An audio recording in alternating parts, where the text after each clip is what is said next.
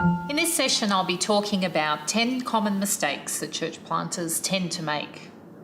The first mistake that church planters make is underestimating the cost of what it takes to plant a church. Phil talked about this in this session, but I can't overemphasize this enough. It is really better to count the costs before you start and be aware that it's going to be a tough journey to get your church up and running. As church planters, we can be intoxicated with the idea of and the excitement of planting a church so much that we don't listen to the common sense of people around us that are telling us about some of the pitfalls that we may face. We need to be careful that we seek out wise counsel, prayerfully consider whether this is where God is calling us, and count the cost and be prepared for the cost that's going to take and the toll it's going to take on our families and our faith in that first year, and just be prepared for that. The second pitfall of a church planter, the mistake of a church planter, is the failure to pray and take spiritual opposition seriously. In Ephesians 6:12 verse 19, it says, "For our struggle is not against flesh and blood." It's not against the people that we encounter in our church plant, but it's against the rulers, authorities, against the powers of this dark world, and against the spiritual forces of evil in the heavenly realms. Paul says in this, "Pray for me, that whenever I speak, words may be given to me, that I will fearlessly make known the mystery of the gospel." We need to be aware that there is a spiritual battle going on. And as a church planter, we are venturing into occupied territory. We're taking ground for the kingdom. And the enemy doesn't want churches to be planted or struggling churches to grow strong and to be able to prosper. So don't think that we can go into the enemy's territory and have no trouble. In fact, we've found that our greatest attacks have been at the very start of our church. And if we successfully overcome those attacks, then the church gets well planted, well established, and is able to grow and flourish. An example of this is when we were planting Chadstone and we were in the first year, we had around 80 or 90 people coming along. But then we heard about some people from our church beginning to sell Amway in one of our small groups. Now, there's nothing wrong with Amway, but actually using the church small groups to promote your own business is not a good thing. So we spoke to these people that were doing this and we said, "Look, we don't mind that you run your own business, but please can you keep it away from our church small groups?" Well, these people got greatly offended, and actually a group of 20 of them left our church. Now, for a church of 80 or so, that's quite a hit when, around 25% of your church leave. But we had to be prepared to do that, because if we let this grow, then we would have been an Amway church and not focused on the gospel, and people would have left anyway as they got offended by people selling to them. So we had to make a choice, and we believe it was not just our fight against these people, but it was also a fight spiritually for will we take our authority as leaders of the church and stand our ground.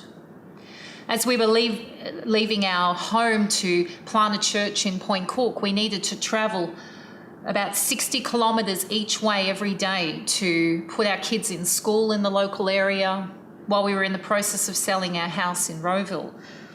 And that time was a very challenging time, and sometimes we'd wake up in the middle of the night with negative dreams and ideas in our head that this is not going to work. What are you doing? Why are you planting a church? Couldn't you do something easier?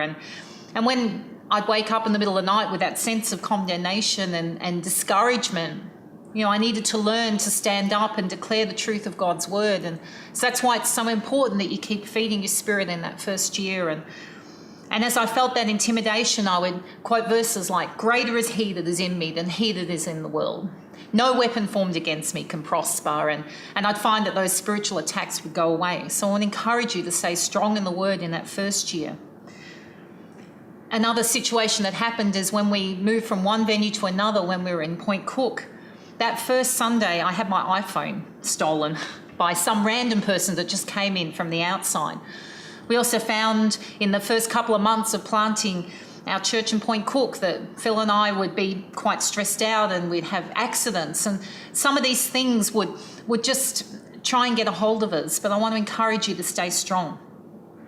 We found in the area schools were incredibly resistant to hiring out their facilities. We'd actually go around and ask in many different schools, "Do you have a gym that we can use?" And the doors were quite closed.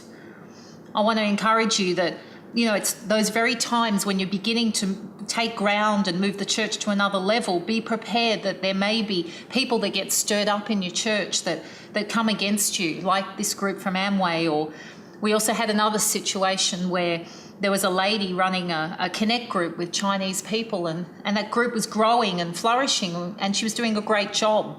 But one day she came to us and she said to us, "We'd like to start a Chinese language service." And we said, "That's fantastic, great. Why don't you meet where we meet on a Sunday afternoon at 2:00? And she originally agreed to that, but then eventually a couple of weeks down the track, she kind of changed it. And she said, "Well, we actually want to be our own church." Now, this lady wasn't a pastor. She'd done no Bible college, and she always operated with a very independent spirit. And so we had to make a choice. Were we going to support this church plant with people from our church when this lady was wanting to go off and do her own thing and not come under our authority and run a service? And that was a real challenging time. But we had to stand strong with what we felt was right for this congregation, this church. And we said to her, "Well, look, you need to just be a service right now and come under our covering." But she wouldn't listen to us, and they all left. That was really difficult for a growing and a new church. And some pastors might be tempted to say, "Well, let's embrace this person," but then that person can bring division further down the track and cause issues with your leadership. And so some of these struggles are struggles that you'll face, and just realise where these struggles come from. It's not just flesh and blood that we're fighting against, but it's the principalities and powers that want to take down your new church plant. So I want to encourage you to stay strong to your vision, true to your vision. Often these attacks come from people that have been Christians a very long time. It's not the new Christians. The new Christians love the church and they love you, but sometimes it's these people wanting to wrestle control. And so you need to stay strong and prayerful. Rick Warren from Saddleback Church once said that the church is like a train moving forwards. There's always people getting on and people getting off. And you as the pastor just need to stay strong with the vision that God has called you to, and don't get distracted by the people that leave or stop coming, because in that initial stage you're forming your church and your church's culture, and your church will not be right for everybody, and you need to be comfortable with that there might be a church down the road that's more appropriate for them. And you might find that there's some people that can come into a new church and they want to hijack the vision that God has placed in your heart, and you have to stay strong and committed to that and be prepared to let those people go somewhere else. It's difficult, but we've seen many churches fail to do this and then remain weak because the pastor has compromised the vision that they have from God. It's once been said that clear vision divides before it unites, and sometimes you have to go through a time of pruning before the fruit comes, and we've found in both our church plants that pruning time has come before seasons of growth, and you need to be careful of that. When you're planting, sometimes there's people that join you just for a small season, and you need to be okay with that. There's some people that like being involved with a new church plant, and they will be with you for the first couple of months or first year or so, but then they will move on to help another church, and you need to be okay with that, because that's their call and that's their gift just for this season. And sometimes people need to leave in order for God to bring new ones to you that are going to be with you for the next season. And so as a pastor, I want to encourage you, don't take these things personally. Don't allow offence or bitterness to rule your hearts. Be prayerful and allow God to minister to you, and be committed to what you feel is right for the church. And allow these people to make their own decisions. And God will bring people with the same spirit and heart united with you. The greatest answer, I feel, with a new church plant is to make sure that you have people praying for you. It's very important. Believe God, or look or seek out people that have a gift of intercession. We've been so blessed at our church to have found one lady that has a real gift of intercession and prayer. And whenever we see a challenge up ahead, we will go and speak with her. I want to encourage you just to remain open and keep communication up with those people that have a gift of intercession. It's confidential what you share with them, but if these people truly are prayers, then they'll bring these needs before God and really, really fight for you, really lift up your hands in prayer. You know the story of Moses, and he was on the top of the mountain, and it was his job as the leader to lift his hands in prayer, but he had two people beside him lifting him up in prayer. And as he was on the mountaintop praying, it was Joshua down in the battlefield winning the battle for the people of Israel. And when his hands dropped, They lost the battle, but when his hands were lifted high, then they were winning the battle. And I want to encourage you, you need to pray, but you also need others that will stand with you and pray with you in this journey of church planting. And that's how you win the battle in those early days when spiritual opposition is very active. You also need to join together as a core team and as those committed to the church regularly. Don't neglect prayer in those early times. Have regular prayer meetings, whether it's just in a house or you find a connect group that wants to pray for you in the church. Have that component as well. But you as a church planter, you can't neglect prayer yourself.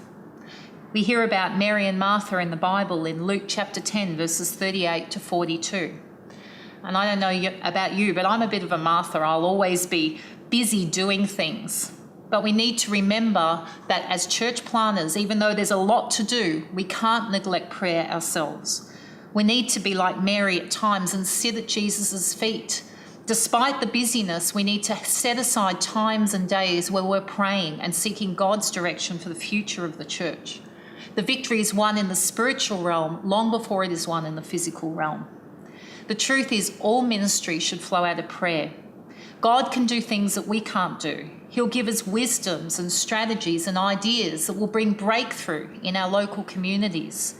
Don't get distracted with busyness so much that we're neglecting to spend time first in prayer, and pay attention to those thoughts that the Holy Spirit drops into your heart and your spirit in your time of prayer. That may well be the key that unlocks your community. Also, as you're busy delivering leaflets and connecting with the community, I want to encourage you to prayer walk and teach your people to prayer walk around the community that you're delivering leaflets to, or prayer driving. We did a lot of that in the first year, just praying and putting on worship music and sensing God's heart and spirit for what he wants to do uniquely in the community. As we were praying around the area of Point Cook, we had a sense that there was a real depression there, that people were quite depressed and that was a need, and that there were also families in despair, and we could see strongholds in the spiritual realm that we were able to pray through and pray against, apathy and materialism. And so I want to encourage you to do things like that. Also in our first year, we came across the concept of having 21 days of prayer, and in the February, just before our first anniversary, we set aside 21 days in that first real month of the year. January, everyone's on holidays, but the first real month within the churches in Australia is February, and we encouraged our people, even in that first year, just to put aside 21 days to pray and seek God. They might just want to spend one day fasting or give away Facebook or give up coffee or do a Daniel fast during those 21 days.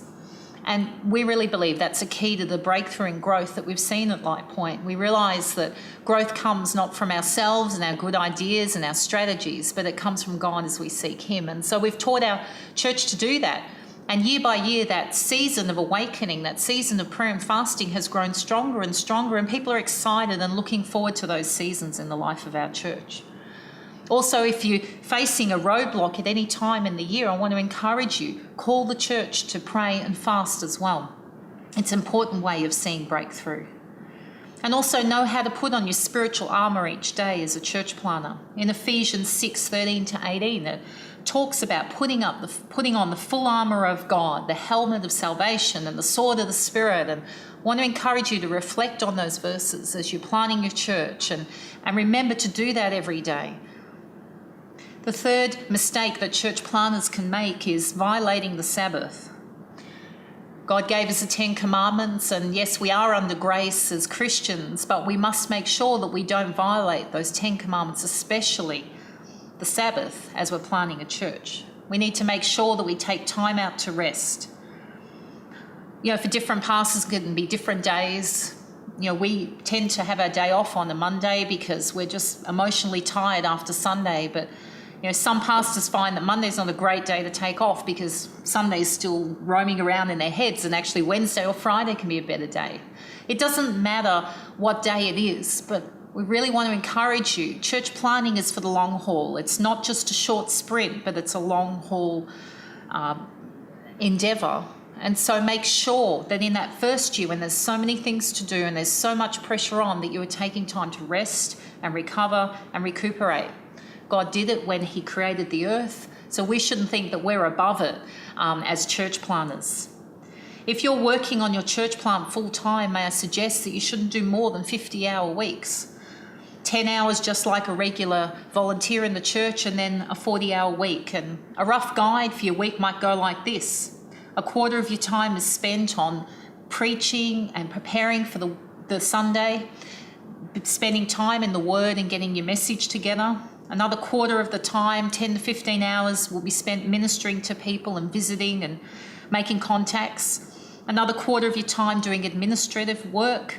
And then another quarter of your time meeting new people and making new contacts. That's a good balance. 10 to 15 hours a week in each of these things, making sure that you're not spending too much in one area so that you're neglecting things like preaching of the Word.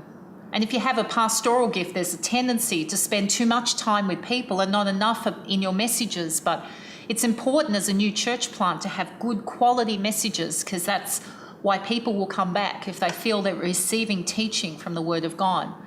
And if you're a bit of an introvert, you would tend to focus more on preparing your messages and administration, but you can't neglect going out and meeting new people and spending time with the people that have come to your church. So make sure that your week is balanced and that you have one day where you can take it off, be free from any ministry work, and be a normal person that just goes to the shops and relaxes, or find sport that you enjoy, something, fishing, that will just take your mind off the work. Because as has been shared before, the first year is one of the most challenging years. It's a pressure-filled year, and you need to have valves to let go of that intensity. The fourth mistake that church planters can make is isolating yourself. The church planting expert Dr. Ed Stetzer once wrote in his PhD dissertation about how church planter support systems can impact church growth. And in one study, he found that church planters with mentors led churches that are 12% larger in the first year, 13% larger in the second year, 16% larger in the third year, and 25% larger in the fourth year. Because they asked for the help and the input of others, their churches were able to grow and develop faster than those that just isolated themselves. Church planters are at a great risk of burnout because of all the work that needs to be done and the spiritual oppression around them. So I want to encourage you to find a trusted mentor that can help protect you from this and give you insight and help. None of us know everything, and want to encourage you to ask questions and find people that you can trust to give input into your life in that initial startup phase. I want to encourage you to consider the ACC Victoria mentoring program that will help you, or maybe connect with your district leader or another local church pastor that's a little bit further down the track and can give you insight. I want to encourage you, don't wait for them to take the initiative, but you take the initiative to pick up the phone, give someone a call, and make an appointment for a coffee regularly so that you can have the support and encouragement. Sometimes as pastors, if our church is quite small, we can feel a little bit ashamed or a little bit like you're not doing well, but that's the very time where you need that help and that support to help the church to grow and for you to grow and develop. And so I want to encourage you not to shrink away from that. The fifth mistake that church planters can make is an inability to adapt methods to your local community. Alwyn Crosgrove once said, "Methods are many, principles are few. Methods may change, but principles never do." Methods can change according to the community that you're ministering to, and I'll encourage you to be open to doing things in a different way. The principle of evangelism and discipleship and leadership development holds true wherever you go, but the way in which you carry it out is unique to your own situation. One of the things we found in planting Point Cook Church compared with Chadstone Church is that now we're working with young working families. They have less time on their hands, that they're busy throughout the week. And we were having a leadership meeting on a Monday night, but recently we've changed it to a Sunday afternoon so that people are not running back from work to go to the church leadership meeting, but it's on a Sunday where they're already in relaxed mode and they're able to come on a Sunday night. So that was a small change, but we could have persisted with a Monday night meeting and had a less than perfect meeting when just a small change created a greater outcome. When the Apostle Paul went to Acropolis in Acts 17, he saw a statue of an unknown God.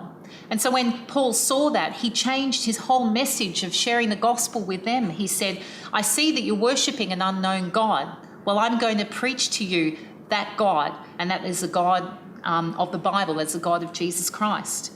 And so be adaptable, be flexible. It's really important. We were missionaries in Thailand many years ago, and we'd come from a campus ministry that was interdenominational. But when we arrived in Thailand, we realised there were no Christians at all to gather from any churches, and so we needed to change our strategy of reaching those universities. So instead of being an interdenominational church movement on the campus, we aligned ourselves with one strong local church, and we planted a university outreach ministry from that church, from that place of strength, because that's the way that we were going to be more effective in Thailand.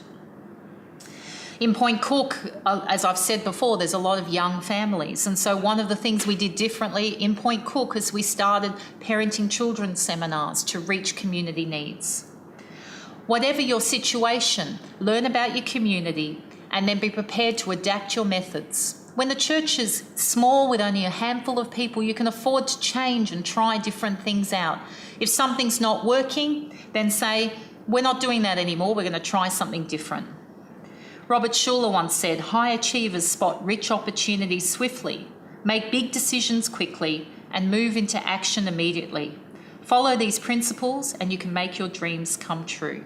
So be looking for opportunities to do things differently and make the most of them. And also remember to outreach and do ministry in a way that is natural to you. Believe that God has called you to that community to reach it because you have something within your experience, your personality, and your history that will uniquely reach that community. Be confident in who God has made you to be and how God is going to use you to reach your community and try some new things. The sixth mistake that church planners make is to have no plans for their midweek.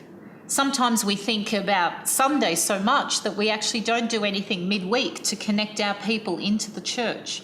And there's so many things you can do throughout the week that is not going to be draining financially or on your time, but can connect people into the life of your church. Don't just think about Sunday, even though Sunday is really important and it's a front door for your church, but look for ways of connecting people throughout the week. Yes, there's connect groups, but why not start a basketball group or a riding group or a motorbike riding group or a book club or a craft group? It doesn't have to be something that goes on and on and on forever. It's better to actually wait for someone to approach you within the church and say, hey, I love touch rugby. I'd like to start a touch rugby group, and just let those people go and just do a way of, that's a great way of connecting people in throughout the week. And like I've said, you can have prayer meetings throughout the week or a barbecue throughout the week, but don't just focus on Sundays. It's important to develop methods of connecting people throughout the week as well. The seventh mistake that church planners can make is a failure to evangelise. I want to encourage you to resist the temptation to just be running the church and producing programs that minister to the Christians that are already a part of your church, but always keep your focus on the outside as a church planner.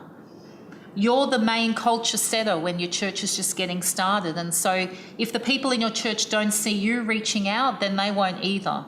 So you need to be careful that you have enough time in your given week to reach out and to have some time devoted to meeting people in coffee shops and meeting the local shopkeepers and trying to reach new people, and also share about it on Sundays as you're preaching. One of the problems with new churches is they can get to a certain point where church gets comfortable and then they stop reaching out. But I want to encourage you, keep reaching out, encouraging your people to do that. The eighth mistake that church planners can make is have a failure to empower others. When you begin a new church, it's your baby. The church you planted begins with a vision that God has placed in your heart. And when you first plant, everything begins with you. You're responsible for everything. You have to do everything. You need to set a model for other people to follow and how your church will operate, and that's fine. But as the church begins to grow, the longer you hold on to every area of the church and control and manage it, the more you become the bottleneck for future growth. There simply becomes a time when you must let go and empower others. Pastor Stephen Furtick, who started Elevation Church in America many years ago, when he started, he had 7 couples that came with him to start the church. And on their very first meeting, he delegated ministry portfolios to each one of them, just like they were staff. Even though they weren't paid at all, you're in charge of small groups, you're in charge of the worship, and he delegated right at the very start of that church. And that church has grown exponentially. You might want to do that as well. You might only have a handful of volunteers right now, but you can give each of them responsibilities, so it creates ownership, and it means that you're not so busy that you get burnt out or that you neglect the preaching of the word and other things that only you can do within the church. It's been found that church planters who don't develop the skill of empowering others seldom grow their church beyond 75 to around 100 people. You may launch your church, you may reach people, but you usually end up getting stuck. The most effective church planters understand the importance of raising up other leaders and building teams. But on the flip side, there is a mistake with this, and that's my 9th point. The mistake that church planters can make is formalising leadership too soon. Robert Cook once said, "There's no substitute for character. You can buy brains, but you can't buy character." The problem with a church plant is, unless you are Stephen Furtick and you've got a group of 7 that you've known a long time from your previous church that come with you, you don't know people very well. And for Stephen Furtick, it was easy for him to delegate responsibility because he knew these people, he trusted these people, and he was confident in their character. But in our case at Point Cook, it was just Phil and I starting with no team. That was challenging. We didn't know who people were. And sometimes when you're a new church, people can come in and they can look great on the outside, but you need to do life with them long enough to know truly what is their Christian character until their true selves come through. And unfortunately with church plants, sometimes you can get people that have a lot of ambition, but not an awful lot of character. So we want to encourage you, don't formalise leadership too soon within your new church plant. Keep it fluid. How does this work? It can be things like, well, Stephen, he's coordinating the children's ministry right now for us. Not he's the children's pastor. There's a danger with that. Just stay away from titles, give people roles and responsibilities, but don't elevate them too quickly until you know people really well and they've tried and proved themselves. As I shared before, we got burned on a few people. One of those people was someone we put in charge of our youth ministry, and this person began to develop a bit of an attitude against the Holy Spirit, and he began to read books that were negative about being filled with the Holy Spirit. And he was beginning to spread that amongst people in our church. And that was when our church was about 2 years old. Fortunately, we'd never put this person on our key leadership team. We just had him coordinating our youth program with another girl. And so when we talked with him about it, and he got very offended, by the way, and started to send us text messages with swear words in them, when he left the church, the damage was minimalised. Nobody really left with him. But if we'd given him a place of authority and a place of leadership within our church, that could have been very damaging. We as a church, we're only 4.5 years old, and it's only now that we're beginning to really know people's hearts, and we really feel we're in a place where we've got the right people in the right seats in our church team. And so I want to encourage you, do not formalise leadership too quickly. When you're appointing someone new to a role within the church, say, well, how about you just do it till the end of the year and then we'll evaluate. You put people on for a season, for a short time. Keep communication with them and watch them, coach them, encourage them. But if you find that they're not the right person, then just you can move them into a different area in the church. Maybe not a leadership over a ministry, but they can be coordinating the tea and coffee, and just be very flexible in that first year or two. And we found as our church was getting established, we had people come and people go and people move around in positions, and just be okay with that. Keep a very flat leadership structure initially until people rise up with your heart, your spirit, the right culture that you want to see replicated within your church. Because if you give leadership and title to people that have a different spirit and a different culture and a different heart, then the church will go in a totally different direction and you'll have great challenges down the track. In terms of a committee of management, I want to encourage you initially, you might like to just get people, a committee of management or a board, you might like to get some people that are pastors from other churches or people outside of the church that you know very well to be part of your board or committee of management, until you've really found people within your church that you know and you trust and you know of good and godly character. The final mistake that church planters can make is having a failure to act your age and your size. My daughter Emily, who's 10, she's not expected to wear grown-up clothes or makeup yet. She's just not ready for that. It's too early. And in the same way as a new church plant, there's a pressure to look like the big church down the road. But the reality is you are not that church. You're unique. You need to just do what you can do effectively and with excellence. You're not expected to have all the programs, and don't feel the pressure to have a youth group if you don't have a youth leader yet. It's better to wait and just to do the few things you can do really well and with excellence. And then the time will come down the track, if you do the few things that you can do well, the church will grow, and then in time you'll be able to do youth and women's and men's ministries. We want to encourage you to focus on a good quality Sunday service, to start connect groups and small groups throughout the week and informal relationship events. They're the things that you can do well. You know, the big church down the road does a lot of things well and with great excellence and expense, but one of the things that a new church plant and a smaller church plant can do well is relationships. Being the friendliest church around. We can greet everyone. We say to our welcome team in each of the churches we started, we want to be the friendliest place. As people walk in the door, we just don't know what their background is. They could have had the worst week, and if they meet a smiling face, if they feel welcomed, if they feel loved, then they might very well be a part of our church. And that's something a smaller church can do really well. So encourage your team to do that with excellence. Decide on what is essential. At Chadstone, our essential focus was reaching out to the universities because that's the type of church it was. But at Point Cook, we had to have a good kids program from the very first day at Light Point because it's a young family area, and so we focused on doing an excellent kids ministry program, but we didn't do youth until 1 or 2 years down the track. A definition of excellence is doing the very best you can with what you have, and I want to encourage you to do that. Do the few things that you do really well. Tom Watson, the founder of IBM, was once asked why the company had become so successful, and these are his words. IBM is what it is today for 3 special reasons. First, at the very beginning, I had a clear picture of what the company would look like when it was finally done. Second, once I had that picture, I asked myself how a company like that would need to act.